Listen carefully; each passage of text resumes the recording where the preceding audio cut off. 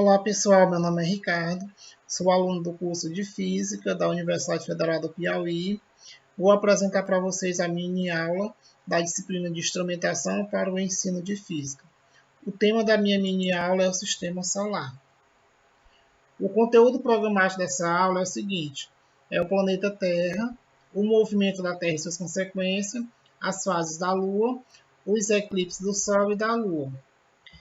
Os objetivos dessa aula é explicar a organização do sistema solar, reconhecer os movimentos de rotação e translação da Terra, relacionar as estações do ano com o movimento de translação, o dia e a noite com o movimento de rotação e explicar o que é um eclipse. A gente vai falar bastante sobre o planeta Terra. O interessante é que esse conteúdo ele é uma prévia de um outro conteúdo, que é as leis de Kepler. Então, é bastante interessante os alunos terem conhecimento prévio para quando iniciar as leis de Kepler, ele já bem familiarizado com esse conteúdo. Então, a gente vai abordar os movimentos da Terra e suas consequências, no caso, rotação e translação. Vamos ver as fases da Lua, os eclipses do Sol e da Lua. Em relação ao movimento de rotação, ele é um movimento que a Terra executa sobre si próprio em torno do eixo imaginário. Vai ter uma duração de 24 horas, tem a sucessão dos dias e das noites e o movimento aparente do Sol. Já o movimento de translação, ele é um movimento bem diferente do de rotação. Ele é um movimento executado pela Terra em volta do Sol. Vai ter uma duração de 365 dias e 6 horas. E no período de 4 em 4 anos, ele vai ter o acréscimo de um dia, que é o chamado ano bissexto. Já que vai ter uma desigualdade dos dias e noites. Já lá no movimento de rotação, a gente viu que tem uma sucessão dos dias e das noites. Também é nesse movimento de translação que vai ocorrer as estações do ano. Em relação às estações do ano, a gente sabe que são 4, né? Primavera, verão, outono e inverno. Aqui ciclo de como acontece essas estações durante o ano. De início, a gente tem primavera, que ocorre no período de 21 a 22 de março. Vamos ter o verão no período de 20 a 21 de junho, o outono no período de 22 a 23 de setembro e o inverno no período de 21 a 22 de dezembro. Aqui a gente vê que tem uma forma de uma elipse, né? Vocês vão compreender mais quando a gente estiver estudando as leis de Kepler. Aqui está o período, né, de cada estação: primavera no período de 21 de março, verão no período de 21 de junho, outono no período de 23 de setembro e inverno no período de 22 de dezembro. Vamos falar um pouco agora sobre as fases da Lua. As fases da Lua, elas são consequência do movimento de translação à volta da Terra e de rotação em torno de si própria, em um mesmo sentido. No caso, vai demorar um período de 27 dias e 7 horas. Aqui a gente tem os tipos de lua, né? São 4, que é a lua minguante, a lua nova, a crescente e a lua cheia. Aqui a gente tem um esboço de um calendário, onde ocorrem as 4 fases da lua, né? A cada dia do mês. A lua nova. Quando a Lua está entre o Sol e a Terra, ela fica parcialmente ou totalmente invisível para nós, como mostra aqui a imagem. Já a Lua crescente, o rebordo do lado direito dela aparece cerca de 3 dias da Lua nova, certo? Já a Lua cheia, ela aparece perfeitamente redonda, porque podemos ver um lado inteiro dela iluminado pela luz solar, como mostra aqui a imagem. E a última é a minguante. Ela aparece quando a metade da Lua é visível, cerca de uma semana depois da Lua cheia. Agora a gente vai falar sobre eclipse. O que é o eclipse?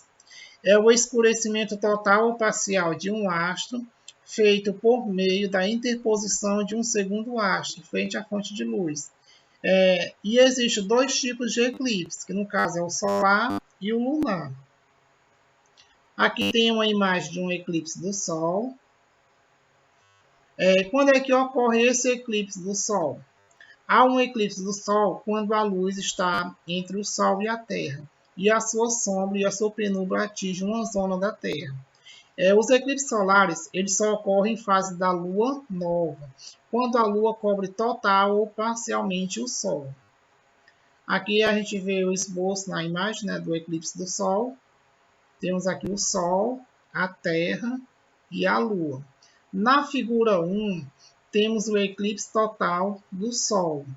Na figura 2, temos o eclipse parcial do Sol. Isso ocorre, no caso do eclipse solar total, para uma região da Terra que esteja no cone da sombra da Lua.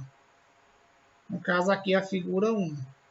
Já o eclipse parcial é para uma região da Terra que esteja na zona de penumbra, que no caso é a figura 2.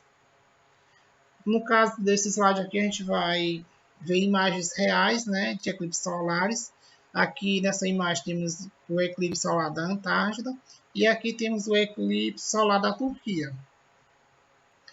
Agora a gente vai falar um pouco sobre o eclipse da Lua. Anteriormente vimos o eclipse solar, então agora a gente vai ver o eclipse da Lua. Um eclipse lunar ele vai acontecer quando a Lua passa na sombra da Terra. Aí vai existir dois tipos de eclipse também no lunar, que no caso é o total e o parcial. O que é o eclipse total? É quando a Lua fica completamente ocultada pela sombra da Terra. Já o eclipse parcial é quando só uma parte da Lua fica ocultada pela sombra da Terra.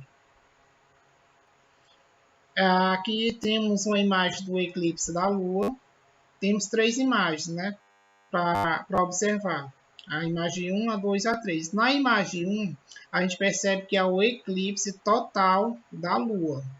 Na imagem 2, temos o eclipse parcial da Lua. E na imagem 3, temos o eclipse penumbral da Lua. Aí aqui temos imagens reais de um eclipse da Lua. Bom, a minha aula era isso. Aí, para a gente compreender melhor o conteúdo, eu vou mostrar para vocês um jogo bastante interessante. Como a gente falou de sistema solar, para ter mais conhecimento desse sistema solar, a gente vai aplicar esse jogo aqui. É um jogo bem simples, viajando pelo sistema solar, e ele vai funcionar da seguinte maneira. Dá para jogar de 4 participantes, ele é fácil de confeccionar, é só pegar a imagem dele, fazer a impressão e colar e formar seu tabuleiro. Aí, agora eu vou mostrar para vocês como é que se joga esse jogo. Bom, pessoal, então esse é o jogo que eu tinha falado para vocês, Viajando pelo Sistema Solar.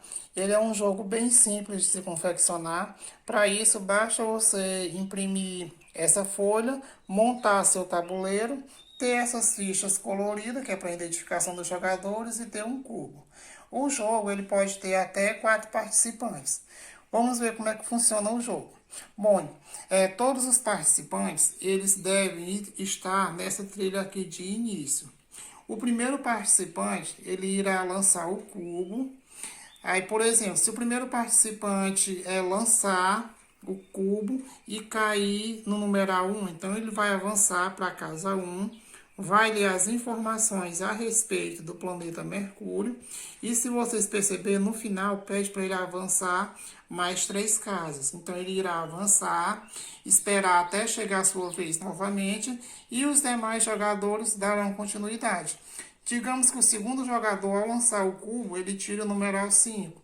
Então ele vai avançar 5 casas, vai ler as informações a respeito, e no final ele pede para avançar 2 casas. E assim o jogo vai dando continuidade, certo?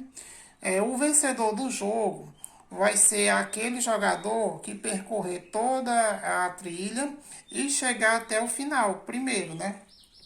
Enquanto isso, à medida que eles forem jogando, eles vão aprendendo informações a respeito do sistema solar. É um jogo bem simples, mas bastante enriquecedor, que vai despertar bastante conhecimento a respeito do sistema solar. Então, pessoal, esse foi o meu modelo didático da aula, através de um jogo. Caso vocês queiram informações a respeito do jogo, eu posso estar passando as informações para vocês.